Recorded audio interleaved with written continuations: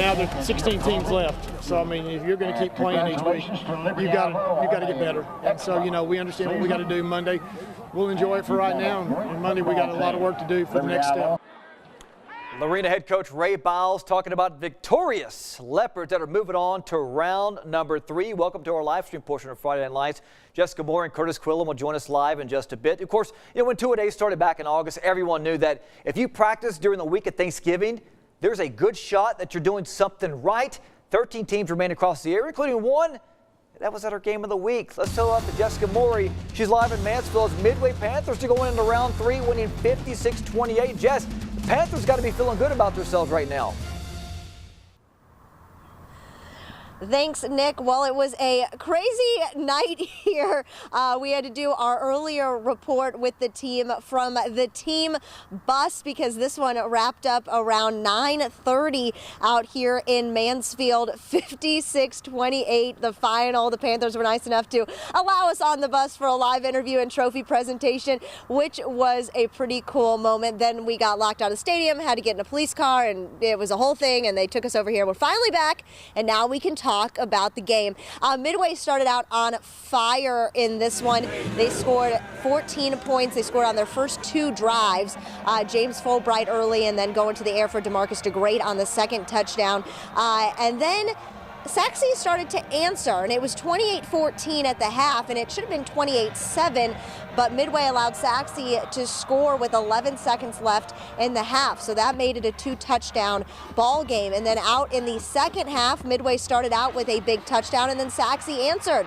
And they never got more than within 2 touchdowns, but they kept answering every time Midway would score, which I'm sure was really frustrating for the Midway sideline. But 2 pick sixes were huge in this game for the Panthers. The final one definitely put it away and kind of put it on ice, and everyone on the sideline could relax. Now, James Fulbright, Midway's running back, he had 2 touchdowns in this game, and he is now 4 touchdowns away from breaking the career touchdown record at Midway, which is 63, and he's 3 away from tying that record. So I know he's got that number on his mind, and he's fixing to hopefully break that record if the Midway Panthers get to keep playing in the playoffs. They doubled up here and beat them by double digits here to get the win, 56-28, a defining win for our only local 6A team left in the playoffs. We saw Belton, Temple, and Copperas Cove lose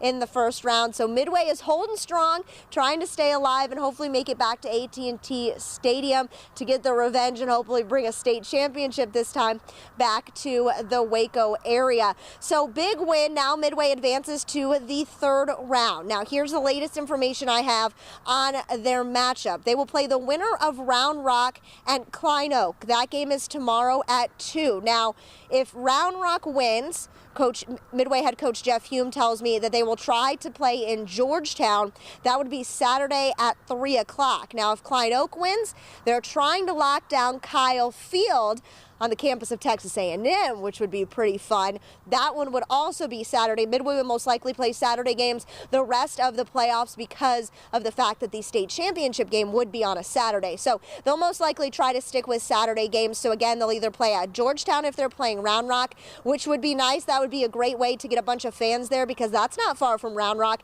and that's not far from Midway at all. So that would be great to have a packed house there at Round Rock if they're able to, or at Georgetown if they end up playing Round Rock. And then, of course, if they play Klein Oak, Kyle Field would be an exciting place to play. We haven't had a lot of playoff games there, so we haven't had a local team play down there, so that would be pretty fun to have one of our teams down there. But again, big win for the Midway Panthers. They looked good in all phases of the game. Again, 2 pick sixes on defense, 2 fumble recoveries. They actually had a 3rd fumble recovery that would have been a scoop and score, but they blew it dead when that was a call that a lot of people didn't agree with. But two fumble recoveries there and then 2 pick sixes. I mean, just a great performance overall by the defense. And, of course, the offense just chugging along, really clicking. Going to the air, Will Nixon had an unbelievable ball game. The junior, the son of Jeff Nixon, one of Baylor's co-offensive coordinators. He had an unbelievable game. 2 receiving touchdowns for him, which he only had 2 total in the season. So he tied that tonight with 2 in the game, so he had a huge game. And then, of course, Nick Jimenez playing really well at quarterback. He had a rushing touchdown and then a couple of passing touchdowns. So all in all, I mean, Midway, they looked pretty good. They looked like the Midway team that everyone expects them to look like. So big win here tonight, 56-28, the final. Midway advances to the third round of the playoffs. They'll play the winner of Round Rock and Klein Oak next Saturday. Reporting live in Mansfield, Jessica Maury, Channel 6 Sports. Like you said, a huge win by Midway. Let's keep that rolling to next week there.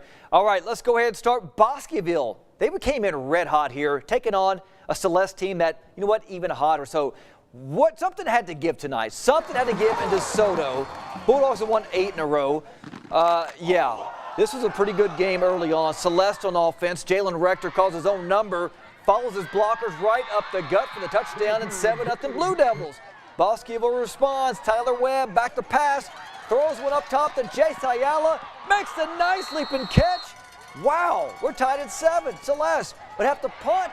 Bulldogs get the ball back. Webb to Tanner Sepulveda. Turns on the afterburners. Nobody's catching them. 14-7 now.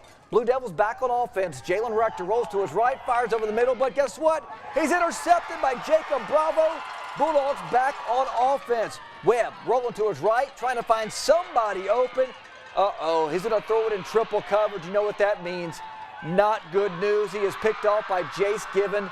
Celeste would pull away in the second half as Bosqueville's season would come to an end. They fall 42-28. Over in Kennedale, Riesel met up against Collinsville. We'll pick it up third quarter. Riesel leading 28-23. Collinsville's Luis Hernandez hands it to Garrett Vinoy. Bust right up the gut. He's going to take it in for the touchdown, 29-28. Riesel's Steven Searcy handing off to Braden Jenkins. Sprints to the end zone for the Indian touchdown. It's now 36-29. Later on, Searcy faking the handoff right here. Looking, passing deep. Nolan Sliegel, impressive touchdown. 52-45 at that point. And how about those Riesel Indians? They're headed to round 3, winning 58-45. Let's head out to Giddings, where Holland squared off against Wallace Brazos in a wild one tonight. Brazos kicking off. Caleb Charlie making the catch. And I'll tell you what, special teams in the playoffs, that is huge. Juking defenders left and right, making people miss, cutting back, follows his blockers. He is gone. Touchdown Hornets. They lead 20-14. Brazos would cut the lead into this lead here. Jalen Vela runs it in to make it 27-26 after the 2-point conversion. Holland would retake the lead. Brady Shelton, 35-32. Brazos with the game on the line. Vela thrown to the end zone. Oh, touchdown, 38-35. Holland, here we go for the game. Gets the pass. Oh, no, they fumble. And that is the ball game. Brazos, they move on, winning 38-35. Over in Class 2A, Mark taking on Sims Bowie in White House. Panthers picked off where they left off a week ago. The quick pass to Tyreek Horn, blows past the defense. He's going to take this one all the way to the end zone. 2-point conversion good, 8-0 Mart. They continue to step on the gas pedal. Mart to Anthony Salceda, pushing his pass down the defender. That's another Panther touchdown. Later in the second, you could probably drive a dump truck through that hole. Horn walks in. Huge credit goes out to the O-line there. Mart wins easily 66-8. All right, earlier tonight you saw Lorena take down Liberty Ilo, and let's kind of show you how that happened. Lorena coming off a massive win over Brownsboro last week. Could they keep it rolling tonight? First quarter, Liberty Ilo leading 7-6.